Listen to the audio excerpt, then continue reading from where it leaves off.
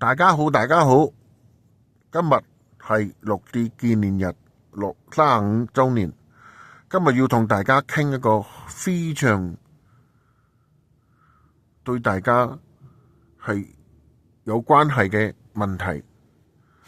就係中共佢喺36年前喺天安門發生咗咁令全世界都震驚嘅天安門事件，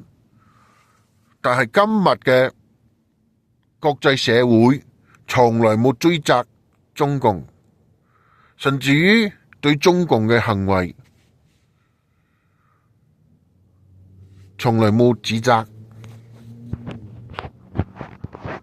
特別係呢個聯合國號稱係人權嘅宣傳者，都對中共如此嘅容忍，我哋更加要睇見中共嘅邪惡點樣對全世界格局嘅呢種影響，更加要睇見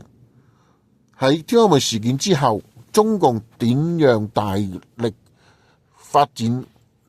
佢嘅經濟之後，使用金錢去收買西方嘅媒體，使用西方嘅媒體俾呢個西方嘅青少年洗腦，令佢哋忘記晒中共喺北京嘅呢個殘忍嘅事件，更加佢哋都冇諗到呢個就好似喺呢個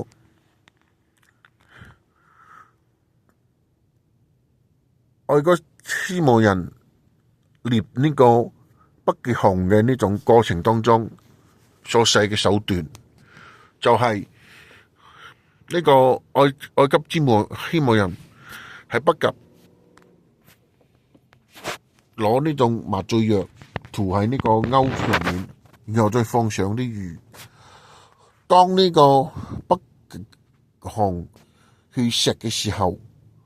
佢自己都流落血，佢都冇知道。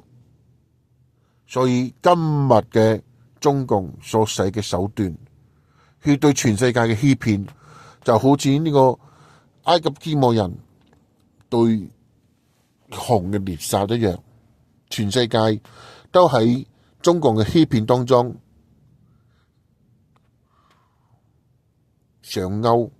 死亡。所以今日喺六四嘅36周年之際，我哋要好好嘅講明呢個問題，要揭發中共嘅邪惡，要重新去睇佢喺全世界嘅呢種欺騙嘅佈局，提醒所有國家要警醒呢個邪惡嘅政權對佢哋國家嘅侵襲影響，靜雞雞嘅獨權，從而達到中共嘅海外擴張嘅目的。我哋再睇返香港，中共通過俾啲解放軍武警香港身份證呢種承諾，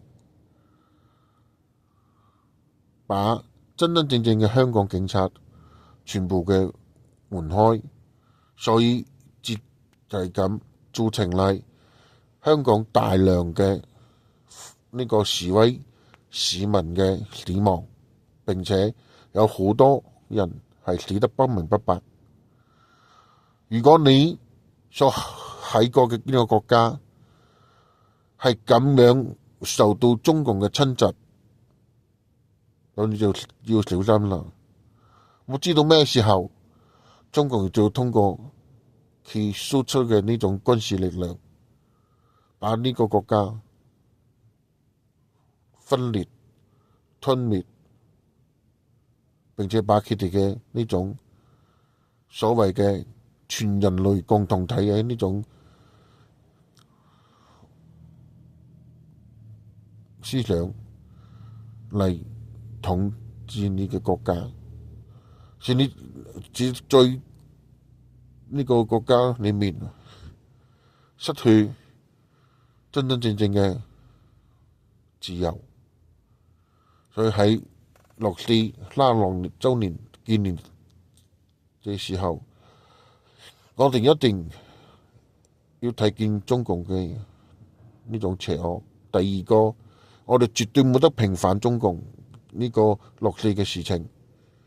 一平反就係俾中共機會，所以我哋要徹徹底底嘅把中共丟落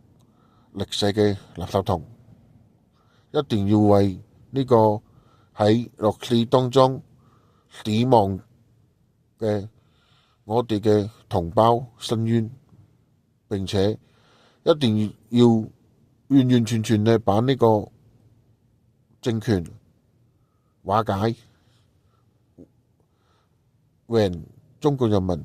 真真正嘅自由民主。多謝大家收聽收睇我嘅節目，歡迎你哋轉發、訂閱、開啟細鈴鐺，祝福你哋有一個美好嘅一日。下次再見，拜拜。